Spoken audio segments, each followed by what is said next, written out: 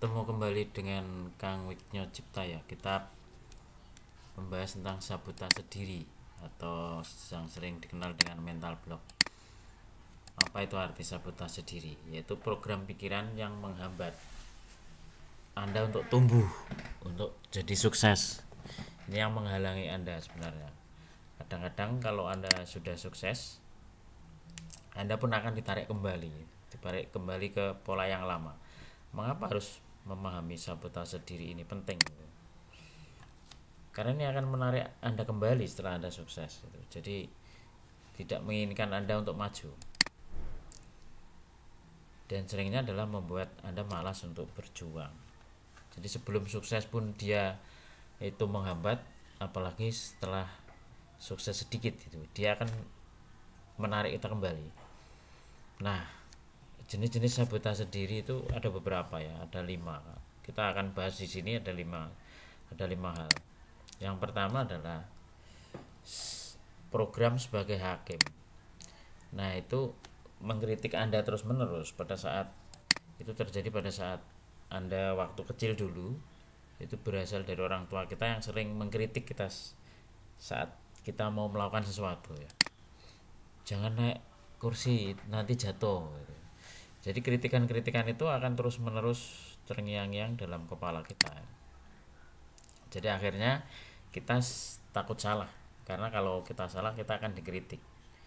Tapi itu sebenarnya sudah masuk di dalam program pikiran kita, sudah dimasuk di bawah sadar kita. Inilah tukang kritik yang ada di dalam diri gitu loh.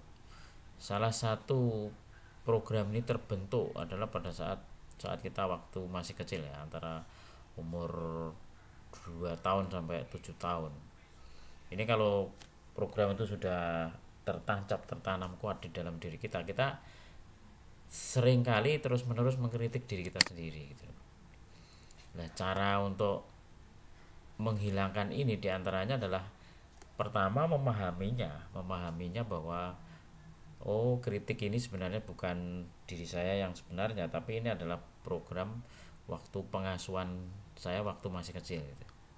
Jadi menerima apa adanya dan menerima kegagalan dari bagian dari sukses gitu, agar Anda tidak takut untuk dikritik gitu loh. Pada saat Anda tidak takut gagal, Anda pun sebenarnya tidak terbebas dari diri hakim ini. Jadi di dalam diri kita itu ada diri-diri yang merusak. Itulah yang disebut tentang program sabotase diri. Ini yang pertama ya. Yang kedua adalah berpura-pura berperan sebagai korban gitu loh. Jadi waktu kecil kita itu ya takut untuk bertanggung jawab gitu. Jadi karena sejak kecil kita dididik untuk menghindari resiko. Jangan lari nanti jatuh. Itu kita menghindari resiko. Akhirnya lama-lama kita tidak mau tanggung jawab. Akhirnya kita bukan sebagai orang yang sebagai pelaku sukses, tapi kita itu sebagai korban. Jadi kita sebagai korban keadaan sekitar. Kalau kita jatuh, kadang-kadang orang tua kita dulu menyalahkan tanahnya, menyalahkan katak dan sebagainya ya. Nah, itu yang sering dilakukan, akhirnya malah tertanam di dalam diri kita. Jadi cara melepaskannya harus bertanggung jawab terhadap nasib sendiri. Jadi nasib itu benar-benar ada di tangan Anda sebenarnya, bukan di tangan siapa-siapa. Hidup ini benar-benar pilihan dan tidak ada benar yang salah yang mutlak. Anda pun boleh bermain sebagai korban, tapi Anda harus tahu konsekuensinya. Anda tidak tumbuh, Anda tidak akan jadi orang yang sukses sebenarnya itu loh. Jadi belum Anda pun sudah tidak mau menanggung risiko, menghindari risiko. Itu yang kedua ya. Yang ketiga adalah protektor. Jadi ini melindungi diri dari kesalahan. Jadi ada sesuatu di dalam diri kita itu yang menahan kita untuk melakukan sesuatu, karena dia alasannya adalah jangan melakukan itu, nanti kalau kamu salah kamu akan dikritik. Jadi itu yang disebut protektor. Jadi kesannya baik untuk melindungi diri kita dari kritik dan rasa malu. Itu artinya itu. Efeknya adalah kita tidak berani menghadapi kegagalan dalam hidup. Nah, sadari ini, perlindungan ini sebenarnya perlindungan semu yang harus dibuang, harus diruntuhkan. Jadi harus menerima konsekuensinya bahwa sukses itu butuh perjuangan dan gagal itu adalah bagian dari sukses. Jadi program-program tadi, ketiga program tadi itu harus dihindari sebenarnya.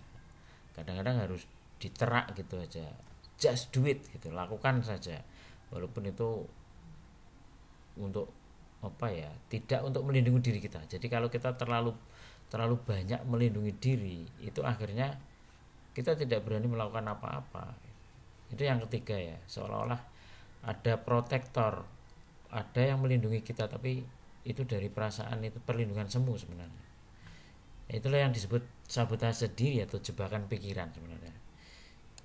Yang keempat adalah neglector. Jadi sering diabaikan waktu kecil itu. Waktu kecil kurang perhatian, kadang sering ditinggal oleh orang tuanya, akan mengakibatkan adalah terus menerus dia mencari persetujuan orang lain gitu. Ini juga akan menghalangi orang untuk sukses karena selalu butuh persetujuan orang lain dan mencari perhatian terus menerus itu walaupun sudah dewasa. Jadi saya seorang guru SMK ya, saya sering melihat anak-anak yang diabaikan. Jadi tidak pernah diperhatikan dengan orang tuanya, akhirnya dia di kelas itu selalu mencari perhatian, membuat gaduh, tapi dengan cara yang salah. Mencari perhatiannya adalah dengan cara membuat gaduh, dengan banyak tidak masuk. Itu kan terus menerus mencari perhatian itu. Jadi yang dibutuhkan adalah perhatian ini, karena waktu kecil dia tidak mendapatkan itu. Jadi dia menganggap bahwa perhatian itulah, diperhatikan itulah bukti dari cinta, bukti dari cinta orang tua, bukti dari cinta orang-orang yang di sekitar dia gitu. Akhirnya malah yang diperbuat terus menerus adalah akhirnya melupakan kewajibannya untuk melakukan pekerjaan sendiri. Jadi melupakan kewajibannya untuk melakukan pekerjaan sendiri, karena biasanya dia terus menerus membuat orang lain itu setuju. Jadi dia terus menerus membuat persetujuan, akhirnya dia tidak pernah mengerjakan pekerjaannya sendiri. Nah, itu yang keempat ya. Yang kelima adalah merasa bersalah, rasa bersalah yang besar karena sering dimarahi tuh. Ini gara-gara kamu, ini salahmu gitu kan. Akhirnya tidak mau melakukan apa-apa karena takut disalahkan lagi gitu loh.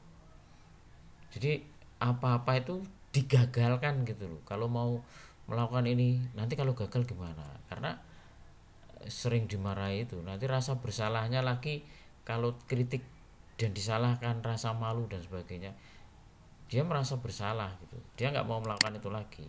Jadi semua sabotase diri itu sebenarnya adalah menghindari dari rasa sakit secara psikologis, tapi sebenarnya rasa sakit itu adalah semu. Jadi bukan dibutuhkan oleh sukses sebenarnya, justru malah anti sukses. Kalau kita artikan bahwa sukses itu adalah pertumbuhan, jadi inilah yang disebut rasa aman yang palsu, sabotase diri dari kelima hal itu tadi. Jadi sabotase diri ini adalah sebenarnya rasa aman yang palsu. Maka kesuksesan itu sebenarnya adalah, memang benar apa yang dikatakan banyak orang, bahwa sukses itu adalah keluar dari zona nyaman. Tapi sebenarnya kalau dipahami, itu sebenarnya adalah rasa aman yang palsu sebenarnya. Jadi itu ya. Jadi kalau dipahami sebenarnya itu rasa aman yang palsu.